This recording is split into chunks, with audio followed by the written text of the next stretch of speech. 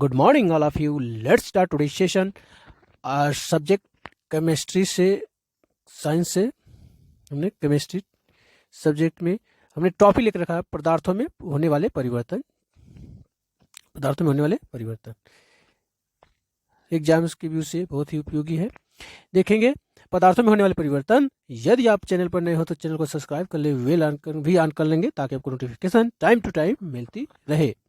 पदार्थों में दो प्रकार का परिवर्तन होता है। पदार्थों में दो प्रकार का परिवर्तन होता है। भौतिक परिवर्तन फिजिकल चेंज, रासायनिक परिवर्तन केमिकल चेंज। भौतिक परिवर्तन और रासायनिक परिवर्तन, ये दो पदार्थों में दो प्रकार के परिवर्तन देखने को मिलता है। भौतिक परिवर्तन देखें तो भौतिक परिवर्तन फिजिकल चेंज क्या है? यह एक अस्थायी परिवर्तन है। यह एक अस्थायी परिवर्तन है। अस्थायी परिवर्तन है। इस परिवर्तन में कोई भी पदार्थ परिवर्तित होने के बाद वह अपनी पूर्व अवस्था में आ जाता है। तो ऐसा परिवर्तन जिसमें पदार्थ अपनी पूर्व अवस्था को प्राप्त कर ले या पूर्व अवस्था में आ जाता हो, ऐसे परिवर्तन को भौतिक परिवर्तन कहते हैं। यह अस्थायी होता है, यानी कि पुनः फिर अवस्था में आ जाता है, परमानेंट नहीं होता।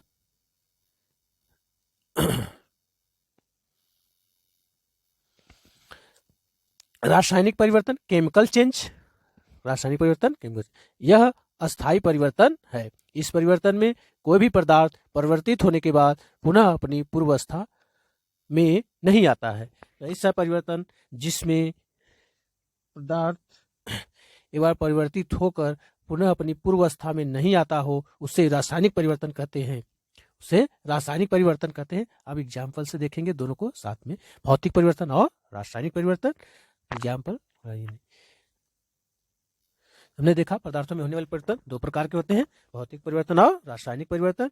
अब उनको उदाहरण से देखेंगे। उदाहरण से तो भौतिक परिवर्तन फिजिकल चेंज क्या है ये देखें, और रासायनिक परिवर्तन। तो भौतिक परिवर्तन में देखें मोमबत्ती का पिघलना, मोमबत्ती का जलना। तो मोमबत्ती का पिघलना भौतिक परिवर्तन है, मोमबत्ती का जलना रासायनिक परिवर्तन है। पिघल जाएगा उसको फिर उसी तरह रख सकते हैं, लेकिन ये मोमबत्ती जब जल गई है तो फिर अपनी पूर्व अवस्था में नहीं प्राप्त होती, इसलिए से रासायनिक परिवर्तन रखते हैं। तो मोमबत्ती का पिघलना भौतिक परिवर्तन, मोमबत्ती का जलना रासायनिक परिवर्तन। पानी से बर्फ का बनना, पानी से बर्फ का बनना भौतिक परिवर्तन है। लेकिन मक्खन का खट्टा होना रासायनिक परिवर्तन है। और खट्टा हो जाएगा मक्खन तो फिर दोबारा वो मक्खन नहीं बन पाएगा। इसी तरह पानी का वाष्प, पानी का वाष्प बनना, पानी का वाष्प बनना, पानी अभी वाष्प में बन गया फिर उसे ठंडा कर दो, द्रव में बदल जाएगा, और ठंडा कर दो तो उसमें हो जाएगा। इस तरह से भौतिक परिवर्तन ये अपनी पूर्व अवस्था में फिर आ जाता है। इसे यहाँ देखिए रासायनिक परिवर्तन में क्या, खाने का पचना, खाना पच गया है तो दोबारा उस भोजन के रूप में नहीं प्राप्त हो सकता, इसलिए रासायनिक परिवर्तन है। दूध का गर्म होना, दूध का गर्म हो गया ठंडा करके दूध गर्म। इसी तरह लोहे पर जंग लगना, लोहे पर जंग लग गया तो ये रासायनिक परिवर्तन है। भौतिक परिवर्तन दूध का गर्म होना, और रासायनिक परिवर्तन क्या है, लोहे पर जंग लगना। रेत का पानी में घुलना, रेत का पानी में घुलना भौतिक परिवर्तन है, जबकि दूध से दही का बनना रासायनिक परिवर्तन है। दूध से दही का बनना रासायनिक परिवर्तन है। कागज का फटना भौतिक परिवर्तन है, कागज फट गया उसको फिर बता सकते हैं, जबकि कागज का जलना, जल गया तो राख बन जाता है, फिर कागज को हम प्राप्त नहीं कर सकते, इसलिए रासायनिक परिवर्तन है। आटे से रोटी का बनना भी रासायनिक परिवर्तन है। क्या बहुत ही इंपॉर्टेंट है टॉपिक काफी से। तो सेशन से जुड़िए और इसका लाभ उठाइए। यदि सेशन का पसंद आता है तो उसे लाइक करिए, ज़्यादा से ज़्यादा शेयर करें। देख लीजिए मोमबत्ती का ये पिघलना, पिघल गई, लेकिन ये पूरी तरह से जल जाए तो रासायनिक परिवर्तन होता है। तो जलना रासायनिक परिवर्तन, पिघलना भौतिक। अभी तक वैज्ञानिकों द्वारा पदार्थ की कितनी अवस्थाएं तय की गई हैं? तो अभी तक वैज्ञानिकों द्वारा पदार्थों की कितनी अवस्थाएं तय की गई हैं? तो 5। कितनी? 5। कौन कौन? सॉलिड ठोस, लिक्विड द्रव, gaseous gas, plasma and boss Einstein constant. विसरण में अत्यधिक तीव्रता से होता है। तो किसमें विसरण बहुत अत्यधिक तीव्रता से होता है? तो जिसमें अणु के उसके बहुत दूर दूर होंगे उसमें विसरण स्वतः हो, जो फैलता हो उसमें। तो विसरण सबसे अधिक किसमें होगा? ठोसों में, द्रव में, पैसों में, प्लाज्मा में।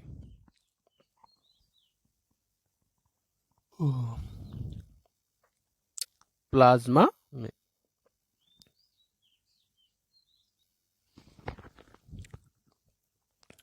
देख सकते हैं सबसे ज्यादा विसरण किसमें हो रहा है? गैस में, उसके बाद द्रव में, फिर ठोस में।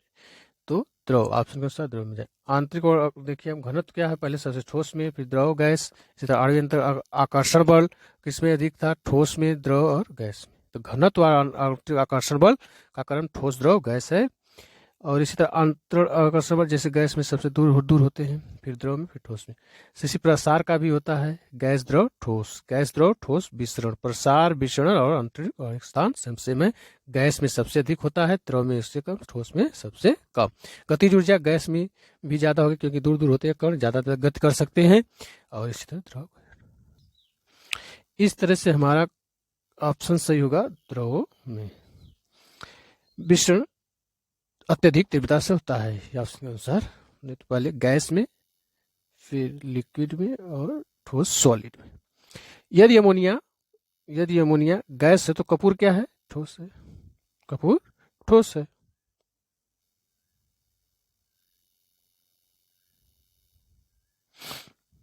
यदि अमोनिया गैस है तो कपूर ठोस है। निम्नलिखित कथनों में कौन सा गैसों के बारे में सत्य है? गैसों के बारे में, तो गैसों का निश्चित आयतन और निश्चित आकृति होती है। तो गैसों का निश्चित आयतन और निश्चित आकृति होती है, नहीं। कौन सा गैसों के बारे में सत्य है? तो गैसों का आयतन और आकृति दोनों अनिश्चित होती है। ठोसों में दोनों निश्चित होता है, तो ठोस में होता है। गैसों का न तो निश्चित आयतन होता है और न ही निश्चित आकृति होती है। गैसों का आयतन निश्चित होता है लेकिन आकृति निश्चित नहीं होता है। गैसों का ये भी नहीं है, गैस का न तो निश्चित आयतन होता है और न ही आकृति, ये हो सकता है। गैसों का आयतन निश्चित लेकिन आकृति निश्चित नहीं होती है। गैसों की आकृति निश्चित है लेकिन आयतन निश्चित नहीं होता है, गलत है। तो कौन होगा? गैसों का न तो निश्चित आयतन होता है, नहीं निश्चित आकृति। निम्नलिखित में से किसका आयतन तो निश्चित है लेकिन आकार अनिश्चित नहीं है? तो आयतन तो निश्चित है लेकिन आकार निश्चित नहीं है, तो ये है आपका लिक्विड, नींबू का रस। आयतन तो निश्चित है लेकिन आकार निश्चित नहीं होता है। इसका तो भी दोनों निश्चित होता है, जल, वाष्प हुआ, ऑक्सीजन हुआ। पुस्तक ये ठोस है, इसका दोनों निश्चित होता है, ठीक है ना। जो गैस है अनिश्चित होता है, आयतन भी आकार भी। पुस्तक मतलब ठोस है तो ठोस का दोनों निश्चित होता है, आयतन भी आकार भी। नींबू का रस जो है लिक्विड में, इसको जिस बर्तन में जैसे रखेंगे उस तरह का आकार पकड़ लेगा। आकार निश्चित नहीं रहता लेकिन आयतन निश्चित होता है। इस तरह से हमारा ऑप्शन डी सही होगा। नेक्स्ट क्वेश्चन देखें, तो निम्न में से कौन सा रासायनिक परिवर्तन का उदाहरण नहीं है? तो निम्न में से कौन सा रासायनिक परिवर्तन का उदाहरण नहीं है? तो अब बताइए, निम्न में से कौन सा रासायनिक परिवर्तन का उदाहरण नहीं है? शरीर में भोजन का पाचन नहीं है में दिया, तो शरीर में भोजन का पाचन रासायनिक परिवर्तन है, क्योंकि फिर हम भोजन नहीं बना सकते जब पच गया भोजन। तो ये है, ये भी परिवर्तन जो पूर्व अवस्था में ना आ पाए वही रासायनिक परिवर्तन है। दूध का दही बनना तो जो दही बन गया तो हम उसे दूध नहीं बना सकते, ये भी रासायनिक परिवर्तन है, कंफर्म है। जल का जलवाष्प में परिवर्तन, लोहे में जंग लगना, देखिए लोहे में जंग भी लग गया तो कुछ न कुछ क्षति हो गई, उसको फिर उतना फ्रेश नहीं कर सकते। ये भी क्या हो गया? रासायनिक परिवर्तन। लोहे में जंग लगना भी रासायनिक परिवर्तन है। जबकि देखिए जल का जलवाष्प में परिवर्तन, जल को जलवाष्प में, जब हम जल लिक्विड फॉर्म में था, द्रव में था, उससे हीट किए, गर्म किए तो उसको क्या हो गया? वाष्प में परिवर्तित हो गया। लेकिन जब हम ठंडा करेंगे, टेम्परेचर को कम कर देंगे तो फिर से वो जल बन जाएगा। इस तरह तो ऑप्शन सी होगा, जो कि होगा रासायनिक परिवर्तन नहीं है, ठीक है। देखिए नेक्स्ट दिया है, निम्नलिखित में से ना कौन सा एक भौतिक परिवर्तन है? तो निम्नलिखित में से कौन सा एक भौतिक परिवर्तन है? पानी का बर्फ में परिवर्तन, भौतिक परिवर्तन। पानी का बर्फ में परिवर्तन सही है, भौतिक परिवर्तन है। मानव में श्वसन, मानव में पाचन, दूध से दही का बनना, ये सब रासायनिक। देखिए मानव में श्वसन भी रासायनिक परिवर्तन है, ऑप्शन पहला ही सही है। क्वेश्चन के अनुसार भौतिक परिवर्तन क्या है? पानी का बर्फ में परिवर्तन। और बाकी सब देखिए, मानव में पाचन होना, पाचन हो गया, भोजन फिर नहीं बना सकते, रासायनिक परिवर्तन।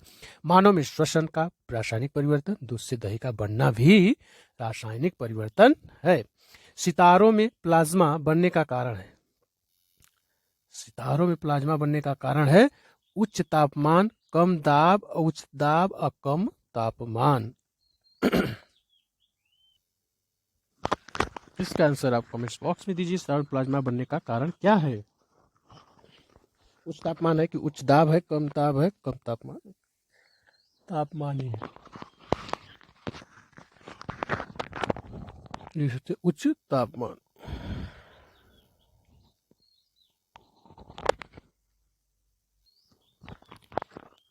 देखिए, उपधातुएं कौन कौन होती हैं? Boron, silicon, germanium, arsenic, antimony, tellurium, polonium, tellurium, बॉट, antimony, arsenic, germanium, silicon, boron आदि ये उपधातुएं हैं, मेटलॉयड हैं।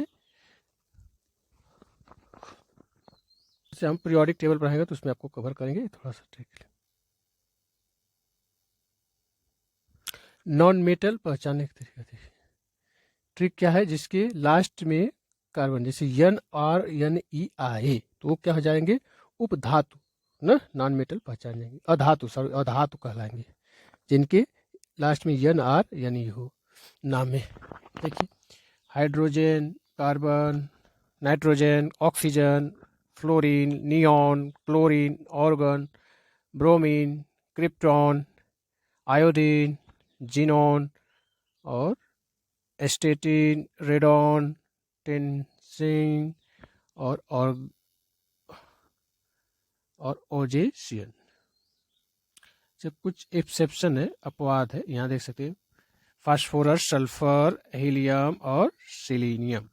सिलीनियम, हीलियम और सल्फर फास्फोरस से अपवाद है, इनके लास्ट में एन-ओ-आर-ई नहीं आया है, मतलब अधातु ही है। जितनी गैसें अधातु हैं, जितने ठोस है वो एकाक अपवाद में है, उनको देख लें बस। अब तक खोजे गए सभी 118 तत्वों में 118 तत्व हैं, जिनके लास्ट में यम आए वो सब क्या हो जाते हैं? धातु। धातु मतलब मेटल हो जाते हैं। जैसे lithium, beryllium, sodium, magnesium, aluminium, potassium, calcium, scandium, titanium, vanadium, chromium, gallium, rubidium, strontium और जिरकोनियम, नाइबियम और मोलिब्डेनम, इस तरह से सब जिसके लास्ट में यम आए। Cadmium, indium, barium, lanthanum, cerium इत्यादि सब क्या है? मेटल्स हैं, धातु, जिनके लास्ट में यम आए। जिसके लास्ट में एन ओ आर आए वो सब हो जाएंगे उप अधातु, और उपधातु जो होते हैं वो अलग से पढ़ सकते हैं। Thank you very much, see you next video. Thank you for watching, see you next video.